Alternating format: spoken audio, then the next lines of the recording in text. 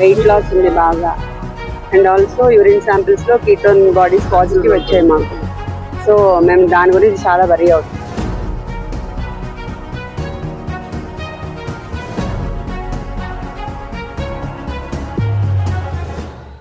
నమస్తే friends, welcome to CR ముచ్చట్లు. Friends, Gannavaram మాజీ ఎమ్మెల్యే మూవీ ప్రొడ్యూసర్ అయిన వల్లభనేని వంశీ రీసెంట్ పిక్స్ ని చూసి అతని అభిమానులు నెటిజన్లు ఒక్కసారిగా షాక్ కి గురవుతున్నారు. వివరాల్లోకి వెళితే 2019 ఎన్నికల సమయంలో నకిలీ ఇళ్ల పట్టాలిచ్చారని నాటి బాపులపాడు ఎంఆర్ఓ వంశీపై కేసు పెట్టడంతో ఈ కేసులో న్యాయస్థానం వంశీకి మే 29 వరకు 14 రోజుల రిమాండ్ విధిస్తూ ఉత్తర్వులని జారీ చేసింది.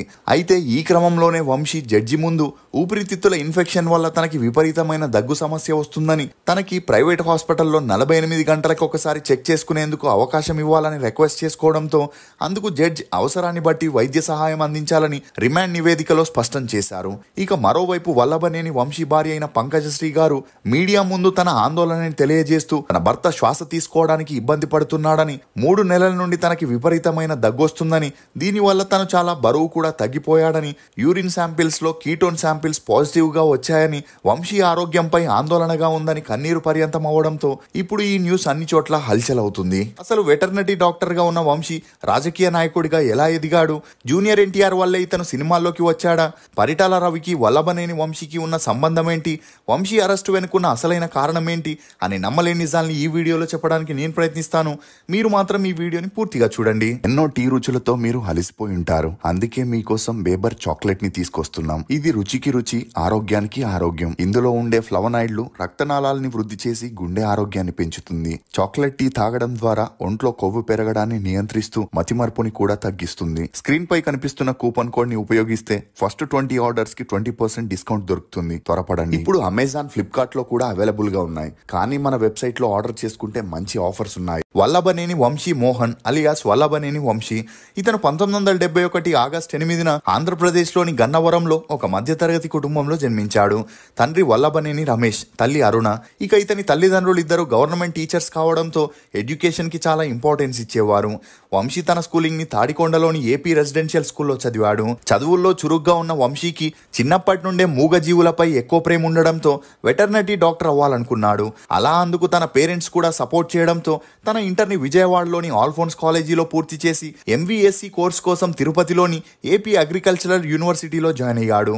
ఇక ఎప్పుడైతే తన కోర్స్ పూర్తయిందో హయ్యర్ స్టడీస్ కోసం వంశీ యుఎస్ఏకి వెళ్లాలనుకున్నాడు.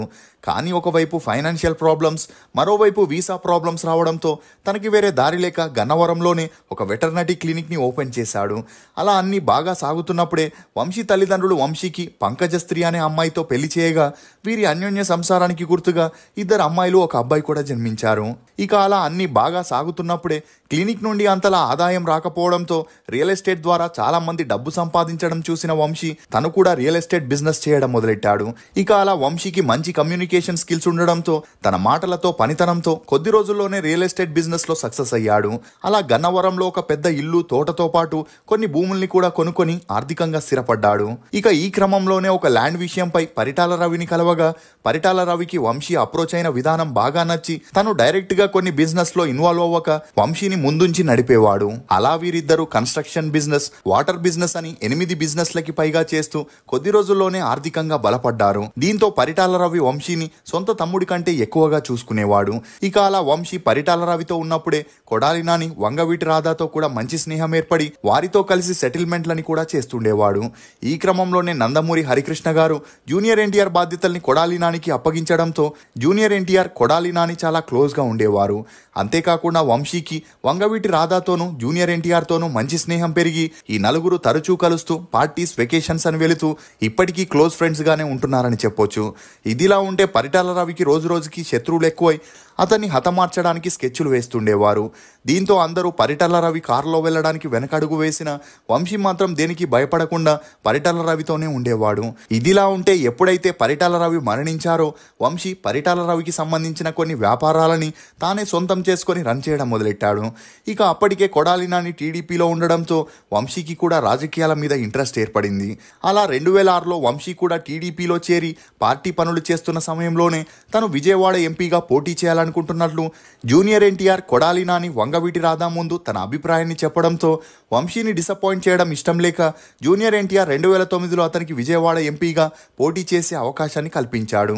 కానీ ఆ ఎన్నికల్లో కాంగ్రెస్ అభ్యర్థి లగడపాటి రాజగోపాల్ ముందు వంశీ ఓడిపోవడంతో మళ్ళీ తన వ్యాపారాల్ని చూసుకుంటూ అప్పుడప్పుడు రాజకీయాల్లో యాక్టివ్గా ఉండేవాడు. ఇక ఈ సమయంలోనే జూనియర్ ఎన్టీఆర్ సలహా మేరకు సినిమాల్లోకి ఎంట్రీ ఇచ్చి ప్రొడ్యూసర్ అవ్వాలని డిసైడ్ అయ్యాడు.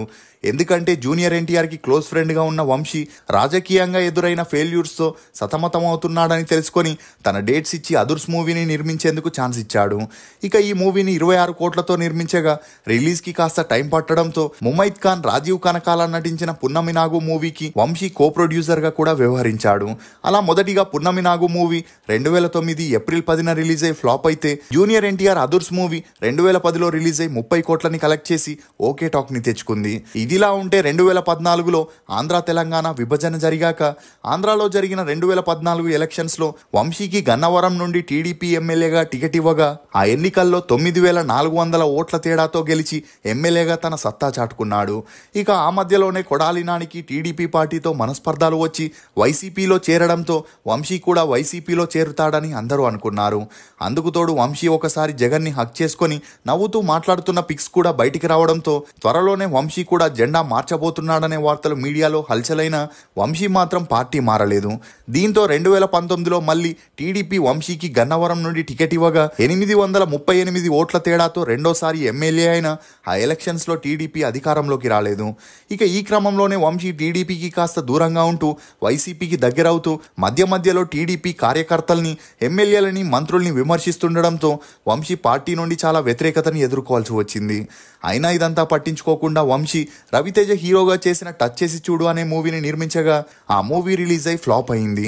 ఇదిలా ఉంటే రోజు రోజుకి తను చేస్తున్న బిజినెస్ల వల్ల శత్రువులు ఎక్కువై ఎవరు దాడి చేస్తారో తెలియక వంశీ గన్మెన్లని మెయింటైన్ చేసేవాడు. ఇక అలా అదే సమయంలో చంద్రబాబు నాయుడిని కలిసి తనకి సెక్యూరిటీని పెంచమని అడగగా అందుకు తను ఉన్న గన్మెన్ ని కూడా తీసేయడంతో ఆక్రోశానికి గురైన వంశీ ఎమ్మెల్యే పదవికి రాజీనామా చేసి టీడీపీ నుండి బయటకు వచ్చి వైసీపీకి మద్దతుగా ఉంటూ వచ్చాడు. ఈ కోపంతోనే 2023లో గన్నవరంలో ఉన్న తెలుగుదేశం పార్టీ ఆఫీస్పై వంశీ తన 80 మంది కార్యకర్తలతో దాడి చేస్తూ ఆఫీస్ని ధ్వంసం చేసి కార్ని కూడా నాశనం చేయడంతో అక్కడే ఉండే కంప్యూటర్ ఆపరేటర్గా ఉన్న సత్యవర్ధన్ వంశీతో పాటు మరో 80 మందిపై పోలీసులకి కంప్లైంట్ ఇవ్వగా అందులో వంశీని 71 అక్యూజ్డ్గా చేర్చడం జరిగింది. ఇక అలా ఆ కేసులో పోలీసులు 40 మందిని అరెస్ట్ చేయగా ఆ టైంలో వంశీ కొన్ని రోజులు యూఎస్ఏకి వెళ్లి ఎస్కేప్ అయ్యారు. అలా అక్కడే ఉంటూ ముందస్తు బెయిల్ కోసం ట్రై చేయగా కోర్టు వీరి బెయిల్ పిటిషన్ని రిజెక్ట్ చేయడంతో వంశీతో పాటు మరో 5గురు కలిసి ఒక ప్లాన్ వేసి కంప్యూటర్ ఆపరేటర్ సత్యవర్ధన్ని కిడ్నాప్ చేసి తను పెట్టిన కేసుని రిటర్న్ తీసుకోమని బెదిరించారని, దీంతో అతను ఆ సమయంలో కేసుని రిటర్న్ తీసుకోవడంతో ఈ ఇష్యూకి ఫుల్ స్టాప్ పడిందనే వార్తలు అప్పట్లో హల్చలయ్యాయి. ఇక అలా 2023లో వైసీపీలో చేరిన వంశీ 2024 అసెంబ్లీ ఎలక్షన్స్లో పోటీ చేయగా 37,628 ఓట్ల తేడాతో ఓడిపోయాడు. ఇక అలా ఎప్పుడైతే కూటమి ప్రభుత్వం అధికారంలోకి వచ్చిందో అప్పుడే కంప్యూటర్ ఆపరేటర్గా పనిచేసిన సత్యవర్ధన్ మళ్ళీ వంశీపై కంప్లైంట్ ఇచ్చి అప్పట్లో తనని కిడ్నాప్ చేసి బెదిరించడంతోనే కేసు రిటర్న్ తీసుకున్నాడని, ఇప్పుడు వారిపై కఠిన చర్యలు తీసుకోవాలని కంప్లైంట్ ఇవ్వడంతో పోలీసులు కేసుని నమోదు చేశారు. ఇక ఇదిలా ఉంటే 4 నెలల నుండి వంశీ జైల్లోనే ఉంటూ బెయిల్కి ట్రై చేయగా టీడీపీ కార్యాలయంపై జరిగిన దాడి కేసులో వంశీ A71గా ఉండడంతో అతనికి సిబిఐ కోర్టు బెయిల్ని మంజూరు చేసింది. ఇక మరోవైపు సత్యవర్ధన్ కిడ్నాప్ కేసులో కూడా బెయిల్ మంజూరవ్వగా వంశీ జైలు నుండి బయటికి వస్తాడనుకునే సమయంలో నాటి బాపులపాడు ఎంఆర్ఓ హనుమాన్ జంక్షన్ పోలీసులకి ఫిర్యాదు చేస్తూ 2019 ఎన్నికల సమయంలో వంశీ నకిలీ పట్టాలు ఇచ్చాడని కేసు పెట్టడంతో పోలీసులు కోర్టులో పీటీ వారెంట్ ని దాఖలు చేయగా నూజువీడు కోర్టు వంశీకి 14 రోజుల రిమాండ్ విధిస్తూ తీర్పునిచ్చింది. ఇక ఇప్పటికే వంశీపై చాలా కేసులు నమోదు కాగా అన్నింటిలోనూ బెయిల్ మంజూరైంది గాని నకిలీ పట్టాల కేసు మాత్రం ఉన్నప్పటికీ ఒకవేళ ఇందులోనూ బెయిల్ దక్కితే ఆ సమయంలో ఎలాంటి కేసు నమోదు కాకపోతే రిలీజ్ అయ్యే పరిస్థితి ఉంటుంది.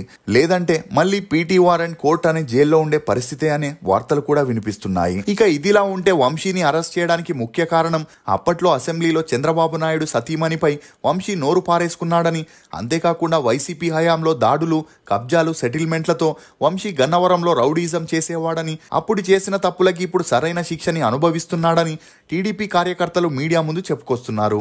ఇక ఈ విషయంపై స్పందించిన వంశీ లాయర్ చిరంజీవి వంశీపై వేసిన కేసుల్లో ఎలాంటి సాక్ష్యాలు లేవని, గతంలో ఎప్పుడో జరిగిన విషయాల్ని తవ్వి అతన్ని కావాలనే ఇరికిస్తున్నారని, జైలు వల్లే తన ఆరోగ్యం దెబ్బతినిందని, తన ఆరోగ్యం దృష్టిలో పెట్టుకొని త్వరలోనే జైలు నుండి బయటికి తీసుకొస్తామని చెప్పుకొచ్చారు. అంతేకాకుండా వంశీని ఆ పరిస్థితుల్లో చూసిన తన అభిమానులు, కుటుంబ సభ్యులు చలించిపోతూ అతని ఆరోగ్యంపై ఆందోళన చెందుతూ త్వరగా అతనికి బెయిల్ రావాలని కోరుకుంటున్నట్లు తెలుస్తుంది. ఇది ఫ్రెండ్స్ వల్లభనేని వంశీ గురించి కొన్ని నమ్మలేని నిజాలు. ఈ వీడియో మీద మీ అభిప్రాయాన్ని కమెంట్ సెక్షన్ లో తప్పకుండా తెలియజేయండి. మేము చేసిన ఈ వీడియో మీకు నచ్చినట్లయితే ఒక లైక్ ద్వారా మీ సపోర్ట్ మాకు తెలియజేయండి. For more interesting videos please subscribe to CR ముచ్చట్లు. Thank you.